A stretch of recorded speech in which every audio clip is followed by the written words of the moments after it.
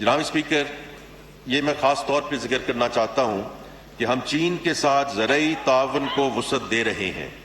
وزیر اعظم محمد شہباز شریف صاحب کے انیشیٹو پر 1000 پاکستانی طلباء، زرعی ماہرین اور کسانوں کو چینی زرعی جامعات اور تحقیقی اداروں میں جدید مہارتوں سے آراستہ کیا جا رہا ہے۔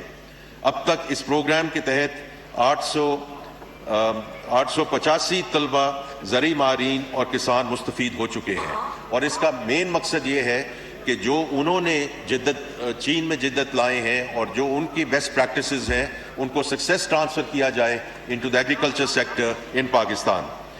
اور آخر میں یہ کہوں گا کہ نجی شعبے کی شراکت کے ساتھ زرعی کولڈ سٹوریج بنانے جا رہے ہیں جس پر 7.1 ارب روپے خرچ ہوں گے، because this value chain and investing in this value chain is extremely important to get the value added agriculture moving. جناب اسپیکر، حکومت کی بھرپور توجہ ہے کہ معاشی ایجنڈا کو مزید آگے بڑھانے کے لیے ایسے سیکٹرز پر توجہ مرکوز کی جائے جن پر معیشت کے کئی ذیلی شعبوں کا انحصار ہے۔ تعمیرات اور ہاؤسنگ کا شعبہ پوری معیشت کے لیے اکنامک ملٹی پلائر کی حیثیت رکھتا ہے۔ اس شعبے کو متحرک کرنے، سرمایہ کاری کی حوصلہ افزائی کرنے اور روزگار کے نئی مواقع پیدا کے لیے ہم نے بجٹ میں ہاؤسنگ اینڈ کنسٹرکشن شعبے پر عائد ٹیکسوں کو معقول اور متوازن بنایا ہے، اور سبسیڈائز لو کاسٹ ہاؤسنگ فراہم کرنے کے لیے وزیر اعظم اپنا گھر پروگرام کا آغاز کر دیا ہے۔ جناب اسپیکر، میں نے معزز ایوان کے سامنے بجٹ کی ترجیحات رکھ دی ہیں۔ میں یہاں پاکستان کے عوام کو خراج تحسین پیش کرنا چاہوں گا جنہوں نے معاشی استحکام کے سفر میں ہمارا بھرپور ساتھ دیا۔ ہماری حکومت کا وعدہ تھا کہ ہمیں جیسے ہی وسائل دستیاب ہوں گے ہم ان وسائل سے ریلیف پرووائڈ کریں گے۔ وزیر اعظم محمد شہباز شریف صاحب کی حکومت نے اپنے اس وعدہ کی پاسداری کرتے ہوئے بجٹ میں ٹھوس اقدامات اٹھائے ہیں۔ ہم نے تنخواہ دار طبقے کو ٹیکس کی مد میں خاطر خواہ ریلیف دیا ہے۔ حکومت نے سرکاری ملازمین کی تنخواہوں، پینشنرز کی پینشن اور کم سے کم ماہانہ اجرت میں بھی اضافہ کیا ہے۔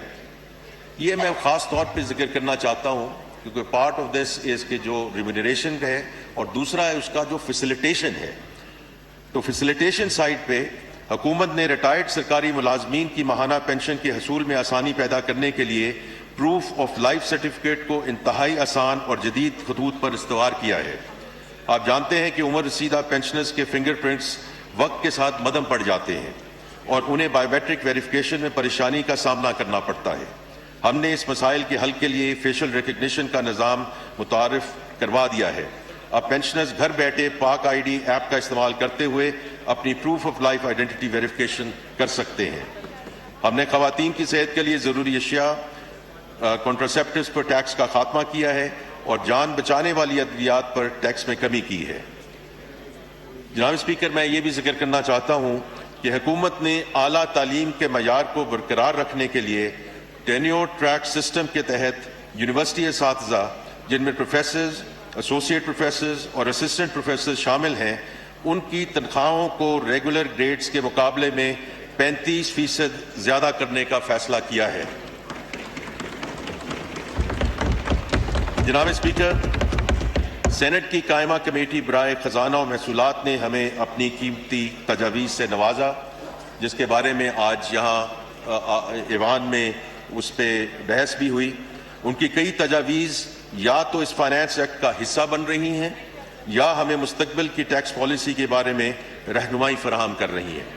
اسی طرح قومی اسمبلی کی قائمہ کمیٹی برائے خزانہ و محصولات میں زیر بحث آنے والی تجاویز بھی فائنانس بل میں شمولیت کے لیے زیر غور ہیں۔